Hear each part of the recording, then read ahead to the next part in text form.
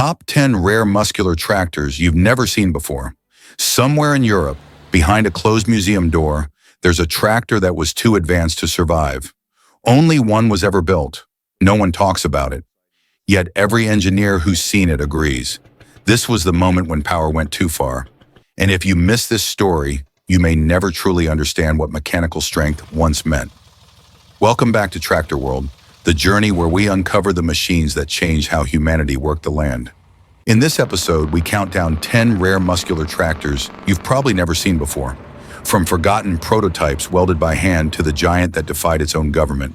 Some were too heavy to transport, some were banned before they could ever be sold, and one was erased from history altogether. If this is your first time here, make sure to like and subscribe, not for numbers, but to stay with us through the next forgotten chapter of mechanical evolution. Because over the following 10 machines, you'll see that muscle isn't measured by size or speed. It's measured by the legacy it leaves behind. Ranked 10th, Fordson Model F, the machine that replaced muscle. In 1917, when horsepower still meant horses, one machine changed the rhythm of the fields forever. The Fordson Model F did not roar like later giants. It simply worked. 4 cylinders, 20 horsepower, and a single purpose: to prove that steel could plow faster than muscle. Henry Ford designed it at Dearborn, not for prestige, but for access. A tractor every farmer could afford, light enough for one man to handle. Its innovation was quiet but revolutionary. A unibody frame that fused engine, gearbox, and rear axle into one cast shell, reducing weight, simplifying repair, and cutting cost. What rolled out of Michigan that year was not just a tractor, it was the industrial blueprint of modern farming. As World War I ended, Europe faced empty fields and empty hands. Fuel was scarce, men were gone, and food was short. Shipments of Fordsons crossed the Atlantic by the thousands, painted gray and green, replacing entire teams of horses across Britain, Ireland, and the American Midwest. Farmers learned to trust the steady hum of kerosene engines more than the breath of an animal. By 1920, more than half of all tractors in the world carried the Fordson name, a single design reshaping agriculture on 2 continents. On cold mornings in Iowa or Kent, its startup cough became the sound of dawn. The engine sputtered, shuddered, and then held its note, hour after hour through mud, frost, and silence. It was no luxury machine, no symbol of power. It was endurance made visible, the mechanical will to continue. Farmers called it the Iron Horse. A century later, only a few hundred survive. Their paint is flaked, their frames scarred, their fuel lines brittle. Yet when a collector turns the crank and the cylinders catch, the same rhythm returns, the same slow heartbeat of 1917. The Fordson Model F was never the strongest tractor in history, but it was the one that gave strength a direction. In the archives of industrial history, its serial numbers remain etched. 1917, Dearborn plant. Operator unknown. A line on a record marking the exact moment when muscle left the stable and entered the age of machines. But decades later, when horsepower turned into hundreds, a new breed would emerge, not built to replace men, but to challenge the earth itself. Ranked 9th, Case Rába-Steiger, Quadtrac 620, the power that redefined traction. When horsepower outgrew the wheel, the answer came in 4 tracks. The Case Rába-Steiger. Quadtrac 620 was not built to be beautiful. It was built to stay in motion where wheels would sink. 692 horsepower drawn from a 14.9-liter Cummins QSX-15 engine, driving through a 16-speed, full power shift transmission. Each corner of the chassis carries an independent rubber track module, 4 points of constant ground contact, distributing weight across nearly 6 square meters of soil. The result, maximum traction with minimal compaction, a balance that ordinary tractors could never achieve. Its lineage traces back to the open plains of North Dakota in the 1950s, when the Steiger brothers began welding frames by hand in a barn near Thief River Falls. Their green-painted prototypes were rough, overbuilt, and impossible to stop. When Case IH acquired the brand in the 1980s, the Steiger spirit survived, modular power built on human stubbornness. The Quadtrac 620, introduced in 2013 at Racine, Wisconsin, was the culmination of the largest and most advanced articulation track tractor ever mass-produced under a single manufacturer. In the field, it moves slower than it sounds, 40 tons of steel advancing at barely 40 kilometers per hour. But each rotation delivers torque that can pull 20-meter cultivators through wet clay where smaller machines bog down. Farmers in Saskatchewan, the Russian steppe, and the high plains of Montana use it to break ground that has never been turned before. Its hydraulic system pushes 428 liters per minute, enough to power multiple implements simultaneously. Inside, the cab remains suspended on an active vibration platform, sealed against dust, with electronic climate balance and satellite-linked steering accurate to within 2 centimeters.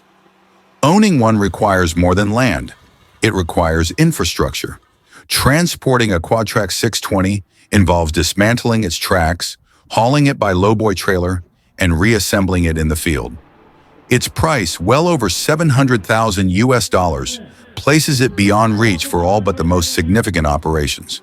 Yet those who use it describe something closer to reliability than luxury, a machine that will idle for hours under snow and start again without hesitation. Many units from its first production run are still in service today, clocking thousands of hours across North America and Eastern Europe. Unlike earlier giants that now live behind museum ropes, the 620 has no retirement plan. It remains in the dirt, doing the same job it was born to do, transferring engine power into traction and traction into yield. There is no legend attached to it, no lost prototype or forbidden design. Only the object itself, red steel, 4 tracks, a cab facing the horizon. But before tractors learned to think in electronics and hydraulics, one design from the 1960s dared to imagine 4-wheel drive when the world still swore by 2. A forgotten experiment with the name John Deere 8020. Ranked 8th, John Deere 8020. Prototype, the 4-wheel dream that came too soon. In 1960, John Deere attempted something few believed necessary, a full-size 4-wheel drive production tractor. The 8020 was its name, a machine that looked ordinary but carried an experiment beneath its frame. Powered by a 6-cylinder Detroit diesel 671 engine, producing 215 horsepower, it transmitted torque through an Allison 6-speed power shift, a heavy drivetrain borrowed from the construction world. It weighed more than 7 tons and stood nearly 3 meters tall. For its time, it was massive and misunderstood. The concept was simple: double the drive, double the traction. But in 1960, farms weren't built for size. Implements were narrow, fields were small, and the infrastructure to support such weight barely existed. Deere engineers in Waterloo, Iowa, built only 2 802s, each serving as a rolling laboratory for a new agricultural scale. It was the first tractor from the company to adopt articulated steering, a central hinge that allowed the chassis to pivot instead of turning on a front axle. The system worked. It reduced soil compaction and distributed power evenly across all 4 wheels. But the market wasn't ready. To a farmer in 1960, 4-wheel drive looked unnecessary, even wasteful. Fuel costs were rising, diesel was precious. A smaller tractor could already handle most implements of the era. The 80's strength was too far ahead of the demand curve. After months of testing and a short promotional run, the project ended quietly. The 2 prototypes were returned to factory custody, their serial plates archived, and the design shelved indefinitely. One of them would later be repainted and placed in the John Deere Pavilion in Moline, Illinois, a static reminder of a path the company chose not to take. The other was sold privately to a Nebraska farmer and vanished from the record. For decades, collectors speculated about its whereabouts, but no verifiable sighting has been confirmed. What remains are photographs, a few engineering drawings, and a handful of field reports describing the same thing: stability, balance, and near unbreakable reliability. When John Deere eventually introduced 4-wheel drive again in the 7020 series 12 years later, the world had caught up. Fields had grown, horsepower had doubled, and the idea once abandoned returned as standard. The 8020 had been right all along, just born in the wrong decade.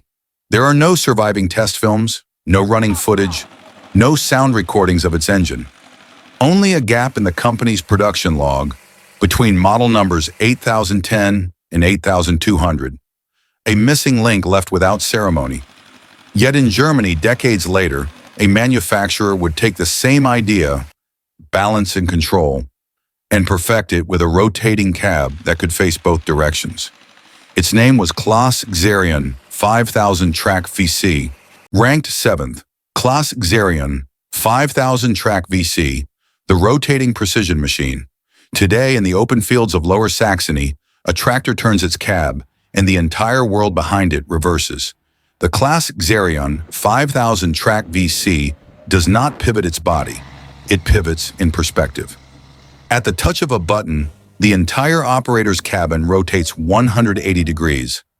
The steering, transmission, and hydraulic controls realign in less than 10 seconds. The result is absolute symmetry. Front becomes rear, and the machine continues working without stopping. It is a design only Germany would perfect. Mechanical, methodical, deliberate. At its core lies a Mercedes-Benz OM 502 LA engine, a 12.8-liter V8 producing 530 horsepower, coupled to a continuously variable transmission that maintains torque at every speed. The four equal-size wheels turn through a rigid frame rather than articulation, preserving balance across heavy implements. Each hydraulic circuit delivers up to 422 liters per minute, allowing simultaneous control of multiple attachments. The Xerion is not built for raw force. It's built for precision under load, capable of operating power harrows, slurry injectors, or forestry grinders without loss of traction. Claas introduced the first Xerion concept in the early 1990s, long before automation became a trend. Engineers wanted a system that could transform its function without changing its hardware. A single machine that could replace several. Over 3 decades, the design evolved through the 2500, 3300, and 3800 models, each refining cab suspension, transmission response, and hydraulic control. The 5000 Trac VC, unveiled in 2013, represented the pinnacle. A field computer on wheels combining 16-ton strength with sub-millimeter GPS accuracy. Unlike most heavy tractors, it doesn't articulate, flex, or twist. The monocoque frame absorbs vibration, maintaining alignment between axles even under 20-ton loads. The cab, mounted on hydraulic dampers, isolates the operator from the roar of the V8, a workspace quieter than a car interior. Claas calls it Trac VC for variable cab. Farmers call it balance made visible, yet the idea itself is older than the machine. In the 1960s, experimental engineers across Europe dreamed of reversible control, a way to save time turning at field edges. The technology never matured until digital hydraulics in CAN bus communication enabled synchronous steering. What was once a sketch in a notebook became a 20-ton proof of concept half a century later. Today, a Claas Xerion 5000 can cost close to $600,000. It is not rare because of scarcity, but because of specialization. Few farms need something this capable, and even fewer can justify it. Many owners are contractors or research institutes using it as a universal test platform. Yet for all its sophistication, its principle remains simple. A tractor that adapts faster than the field itself. Seen backward through time, it is the logical conclusion of every design that came before. The four-wheel dream of John Deere, perfected in German steel. But long before digital hydraulics or reversible control, one tractor in Montana carried muscle the old way.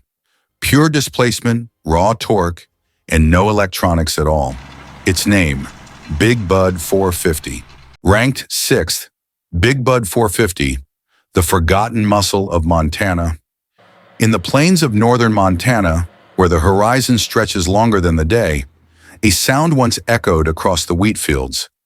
A 16-cylinder roar rolling through the wind. It belonged to the Big Bud 450, the smaller sibling of the legendary 747, and one of the last tractors built by hand before computers defined precision. The Big Bud 450 carried a Detroit diesel 16 V92 engine, 16 cylinders arranged in a V, displacing 24 liters. Rated at 450 horsepower, it delivered torque so heavy that most standard transmissions of the era could not handle it. The frame was welded at the Northern Manufacturing Plant in Havre, Montana, from 2-inch plate steel, and every joint was done manually. No robots, no assembly lines. Just welders, grinders, and an understanding of weight. Unlike the 747, which was a one-off built for show, the 450 existed to work.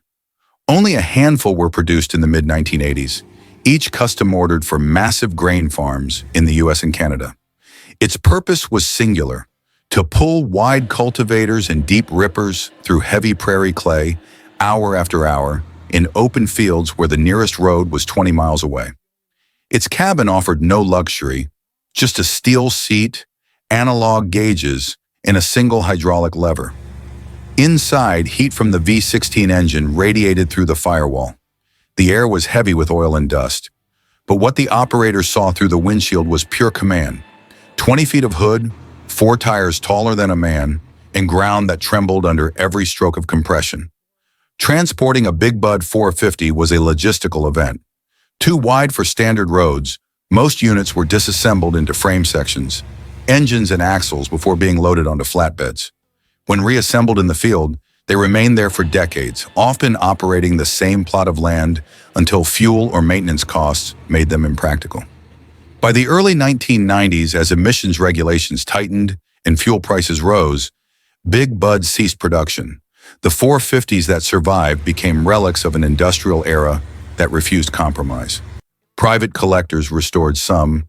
Others were left to rust quietly beside barns, their paint bleached to gray by Montana sunlight. No one kept exact records.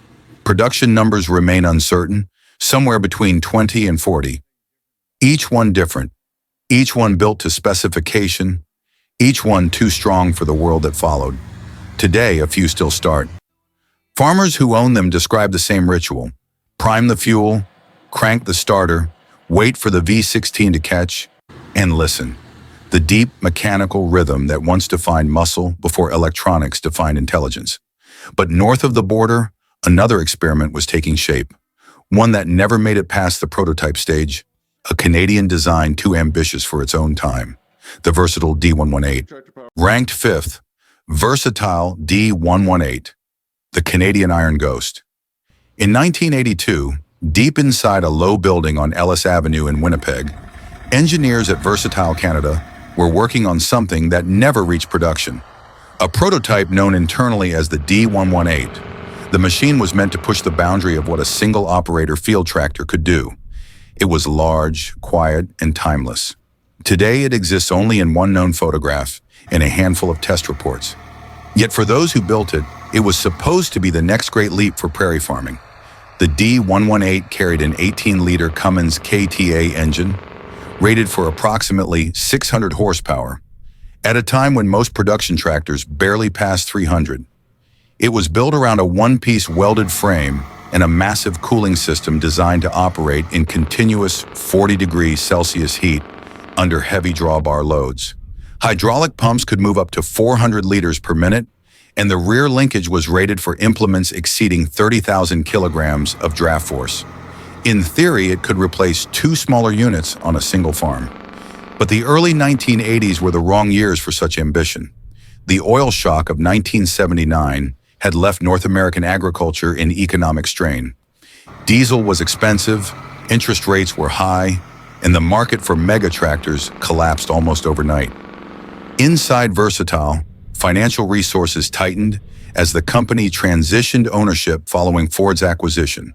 The D118 project was quietly archived before a production line was ever tooled. The prototype, painted industrial yellow, made its first and only field run near Brandon, Manitoba. A test that lasted less than 40 hours before the program was discontinued. Technicians recalled the sound, deeper than a 747's idle, with a low-frequency vibration that shook soil meters away. Its stability was perfect. Its fuel consumption was catastrophic. The hydraulic response was instant, and the articulation joint could handle 42 degrees of pivot. numbers no one would need in the economy that followed. After cancellation, the prototype was dismantled. The engine was sold to a mining contractor, the frame was scrapped, and the cab was reused for another experimental chassis. Only the serial plate, marked Versatile D118, Test Unit 01, was kept in the company's technical archive. When Versatile re-entered the high-horsepower market decades later with the Trac series, engineers would quietly refer to the D118's old design notes, but no mention appeared in brochures, and no photograph was ever officially released. It was a ghost written into the ledger of Canadian engineering. Powerful, invisible, and never given a second chance. Before tractors became symbols of brute endurance, one Italian machine crossed from agriculture to automotive legend. Built not for feels but for pride, the Lamborghini 2R. Ranked fourth, Lamborghini 2R, the engine before the supercar. Long before the world knew the name for speed, it was the name for soil. The Lamborghini 2R was born in Cento, Italy, in the early 1960s. A compact, air-cooled diesel tractor producing just 39 horsepower from a two-cylinder engine. Its body was painted orange, its exhaust vertical, its shape simple. But inside this modest frame was the origin of one of the most recognized automotive legacies in the world. Ferruccio Lamborghini built the 2R not as an experiment, but as an answer. After years of repairing military vehicles during World War II, he had learned the value of efficiency, simplicity, and resilience. In post-war Italy, the demand for agricultural mechanization was rising fast. Farmers needed reliable power that could start every morning and run all day without complaint. Lamborghini's engineering firm, Lamborghini Trattori, founded in 1948, focused entirely on that mission. By 1962, the 2R became the company's defining success. Powered by a 2.2-liter inline diesel, paired with a 4-speed gearbox and mechanical differential lock, it could reach 20 kilometers per hour on the road and pull double its own weight in the field. The design was functional, nothing more. Yet its precision casting, gear tolerances, and balance were far beyond typical farm machinery of its era. Italian farmers called it the quiet bull. But the story of the 2R is inseparable from what followed. In 1963, Ferruccio Lamborghini bought a Ferrari 250 GT. He admired its speed but disliked its mechanical instability. When he confronted Enzo Ferrari about the car's flaws, Ferrari dismissed him. "You build tractors, not sports cars." Within months, Ferruccio decided to prove him wrong.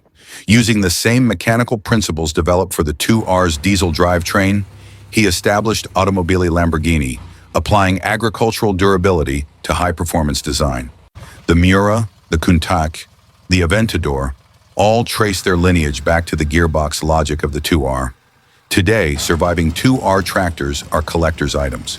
Restored examples sell for $40,000 to $80,000 and are often displayed beside Lamborghini supercars in private museums.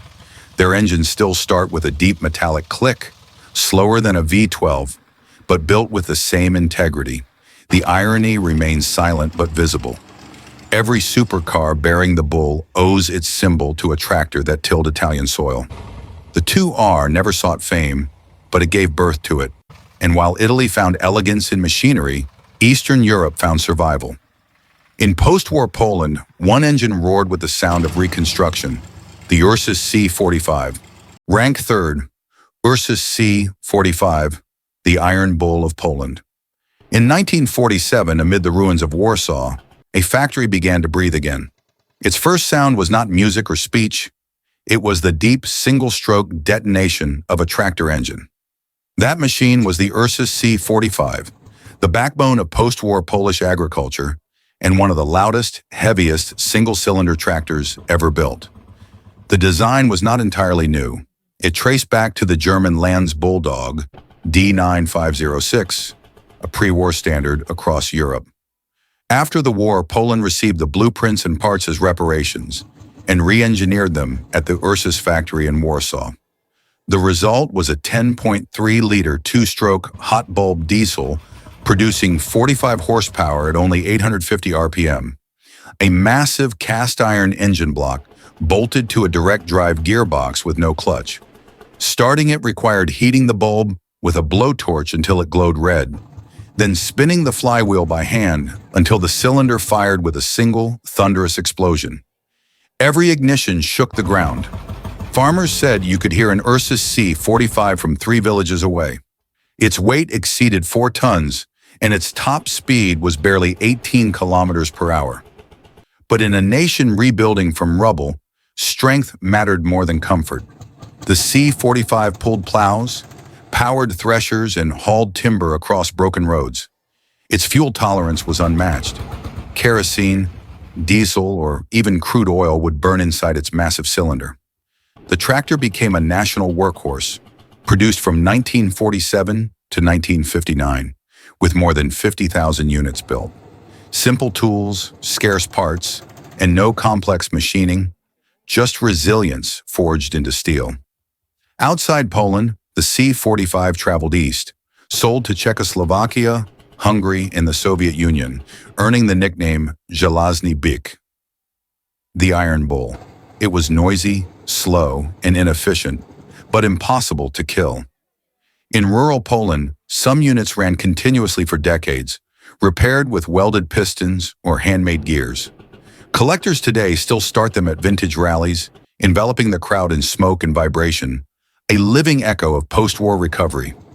Each surviving C-45 carries the same ritual: the hiss of the torch, the glow of the bulb, the single thump of ignition. No electronics, no starter motor, just combustion and will.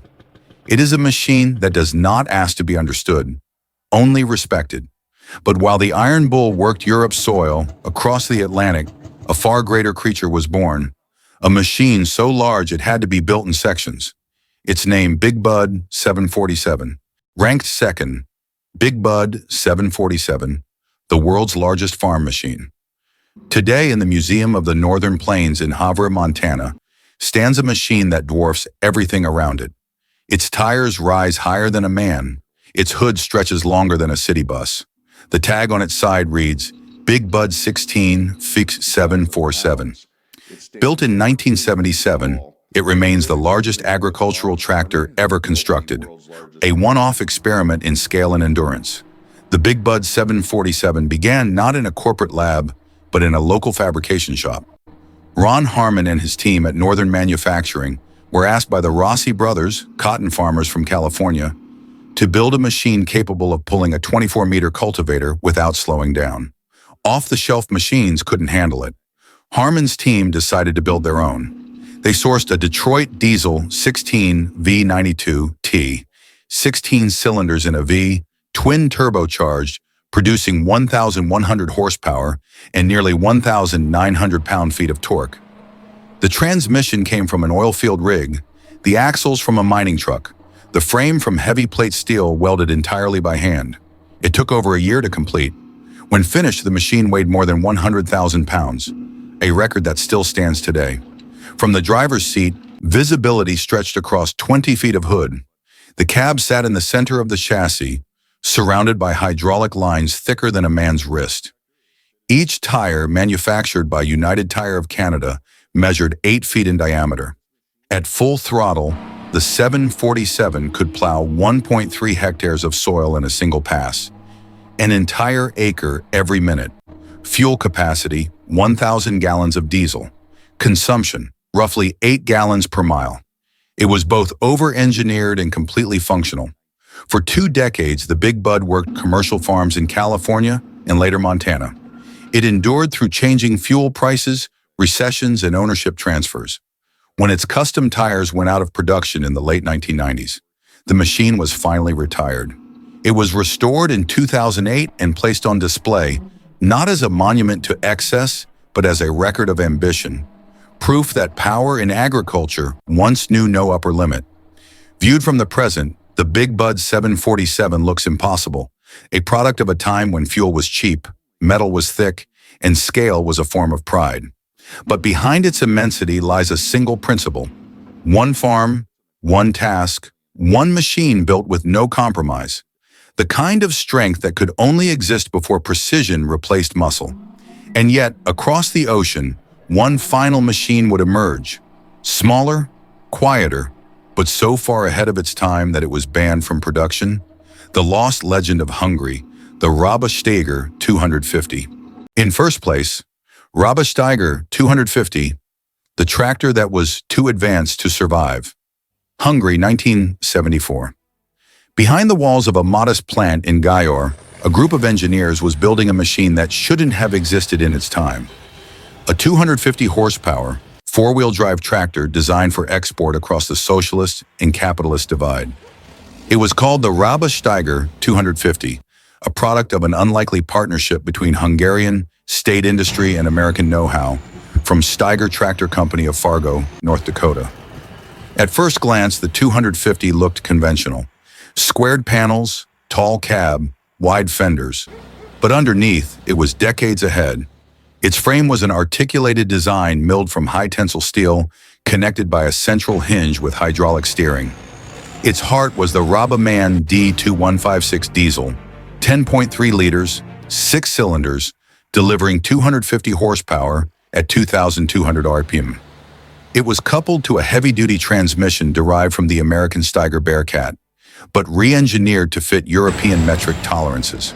The tractor could run continuously for 18 hours on a single tank, maintain traction through saturated clay, and operate in temperatures from -30 to +45 degrees Celsius.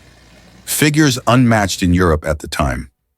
The Rába 250 was intended as the flagship of a cross-border collaboration: American design, Hungarian manufacturing, and European deployment. It was tested across the Danube plains, pulling 12 bottom plows with consistent torque. Field trials recorded near-perfect reliability. But in the economic logic of the Eastern Bloc, such efficiency posed a problem.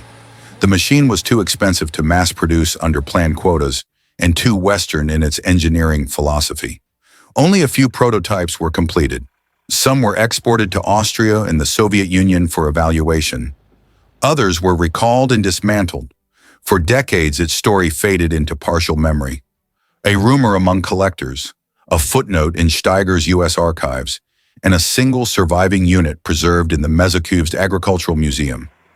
Visitors see it behind glass, paint faded to olive, hydraulic lines sealed, odometer frozen under a layer of dust. There are no spare parts, no restoration manuals, no official service bulletins. The factory closed, the partnership dissolved, and the drawings were locked in Rába's industrial archive, marked experimental, discontinued. Viewed today, the Rába-Steiger 250 represents a paradox. It was born from cooperation across political lines, yet silenced by both. Too modern for the East, too obscure for the West. A tractor that could have redefined European mechanization, but never got the chance. They were built to conquer the earth, not to outlast time. Yet somehow, a few still do. From the Fordson that replaced muscle, to the Rába-Steiger that disappeared into history, these machines remind us that power always comes with a limit. Every weld, every piston, every gear was a human decision, a pursuit of strength that sometimes went too far and sometimes just far enough. Today, most of them stand silent, their engines cold, their purpose complete.